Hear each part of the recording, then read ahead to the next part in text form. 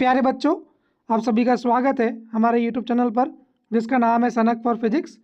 और आज के लेक्चर की शुरुआत में एक सवाल के साथ करना चाहूँगा। तो सवाल है, यदि सदिश ए का परिमाण मोड ए है और सदिश ए एवं एक्स अक्ष के मध्य कोण अल्फा है तो सदिश ए के घटक का मान ज्ञात करो। तो पहले हमें समझते हैं कि इस सवाल में क्या पूछा गया है। तो मैंने यहाँ इस बात को समझने के लिए एक चित्र बनाया है। चित्र के अंदर दो अक्ष हैं, एक्स अक्ष और वाई अक्ष, और दोनों अक्ष का प्रतिच्छेदन बिंदु मूल बिंदु जो कि ओ है। यहाँ पे मैंने एक सदिश ड्रॉ किया है और वो सदिश है ओपी सदिश, जिसे मैं सदिश ए लिख रहा हूँ। तो ओपी सदिश जो है वो एक सदिश ए है। साथ ही दिया है कि सदिश ए और एक्स अक्ष के मध्य जो कोण है वो अल्फा है। तो अल्फा जो है यहाँ पर एक्स अक्ष और सदिश ए के मध्य कोण है। तो हमें यह सदिश ए के घटक ज्ञात करने हैं। घटक का मतलब यहाँ पे जो ए एक्स है ये सदिश ए का एक्स अक्ष की दिशा में घटक है, और जो ए वाई है ये सदिश ए का वाई अक्ष की दिशा में घटक है। और हमें यहाँ यही घटक ज्ञात करने हैं कि ए एक्स और ए वाई का मान कितना होगा। तो चलिए देखते हैं। तो जो सदिश ए है यह एक द्विविमीय सदिश है, जिसका अर्थात इसको इस प्रकार से लिखा जा सकता है।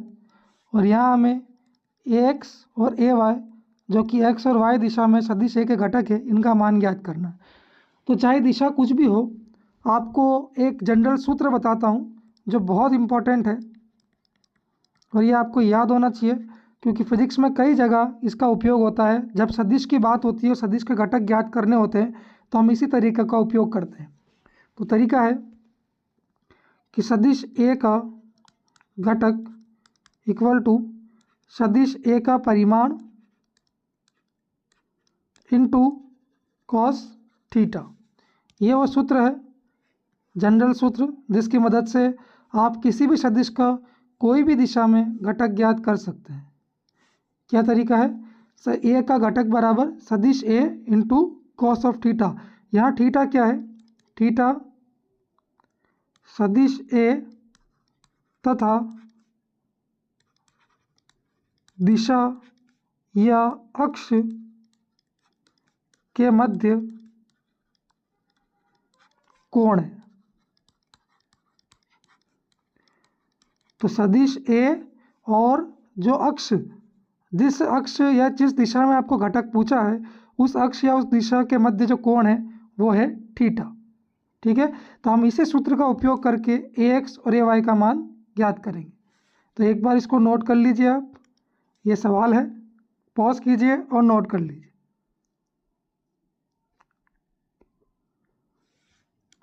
इसको भी नोट कीजिए, पॉज कीजिए, नोट कर लीजिए, ये इंपॉर्टेंट है, इसको नोट बना के लिखिएगा। तो चलिए शुरू करते हैं। अब हम निकालेंगे ए एक्स और ए वाई का मान।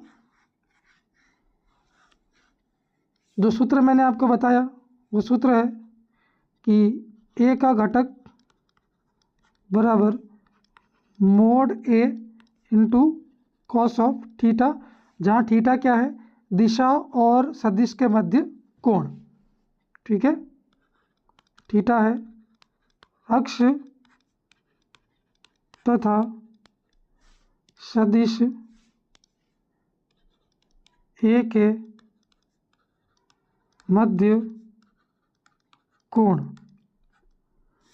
ठीक है, अब मैं बात करता हूँ ए एक्स की, यानी एक्स दिशा में सदिश ए का घटक।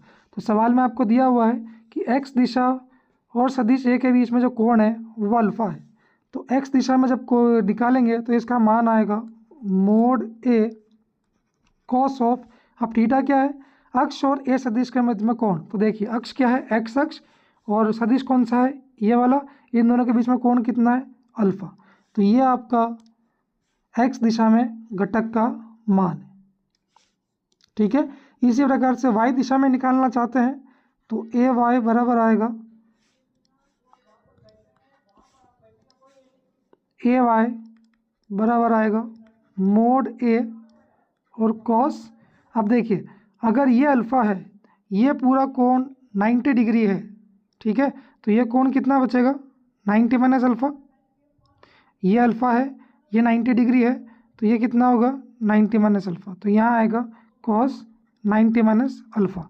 अब जो कॉस 90 माइनस अल्फ़ा है इसको लिखते हैं साइन अल्फ़ा, ठीक है, तो ए वाई का मान हो जाएगा मोड ए साइन अल्फ़ा, ठीक है। तो ये आ गया आपका वाई दिशा में सदिश ए का घटक ए वाई साइन अल्फ़ा। तो इसको नोट कर लीजिए, रटना नहीं है इसको, क्योंकि जैसे ही आपका कोण बदलेगा और सदिश के जो घटक हैं एक्स अक्ष और वाई अक्ष की ओर वो बदल जाएंगे। इसके बाद इसको नोट कीजिए, फिर मैं आपको बता दूँ। चलिए अब मान लीजिए कि मैं कोण बदल देता हूँ, ठीक है। पहले हमने अल्फ़ा क्या लिया था, पहले हमने अल्फ़ा लिया था सदिश ए और एक्स एक्सिस के मध्य कोण, और अब मैं अल्फ़ा लेता हूँ सदिश ए और वाई अक्ष के मध्य कोण। तो तब जो घटक है सदिश के वो कैसे निकलेंगे। अब देखिए ये अगर ये अल्फ़ा है और ये पूरा क्या हो जाएगा 90, तो ये कितना हो जाएगा 90 माइनस अल्फ़ा। अब यदि आप ए एक्स निकालना चाहते हैं तो ए एक्स का फॉर्मूला बनेगा सदिश का परिमाण इंटू कॉस थीटा। थीटा क्या था एक्सिस और सदिश के मध्य कोण कितना है 90 माइनस अल्फ़ा, तो कितना आएगा ये 90 माइनस अल्फ़ा। और चूंकि कॉस 90 माइनस अल्फ़ा जो है ये साइन अल्फ़ा के बराबर होता है, इसलिए यहाँ पर ए एक्स का मान आएगा मोड ए साइन अल्फ़ा, ठीक है। इसी प्रकार से जब ए वाई का मान ज्ञात करेंगे तो ए वाई आएगा मोड ए कॉस। अब ए वाई क्या है वाई अक्ष की दिशा में सदिश ए का घटक, तो सदिश और वाई अक्ष के बीच में कोण कितना है अल्फ़ा, तो ये आएगा है कॉस अल्फ़ा, ठीक है।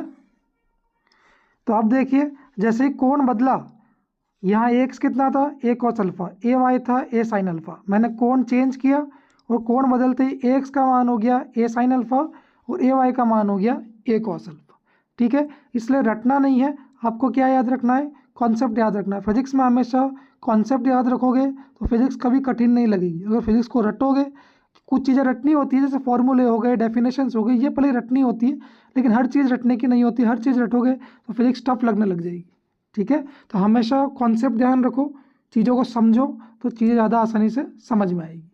इसको नोट कर लो।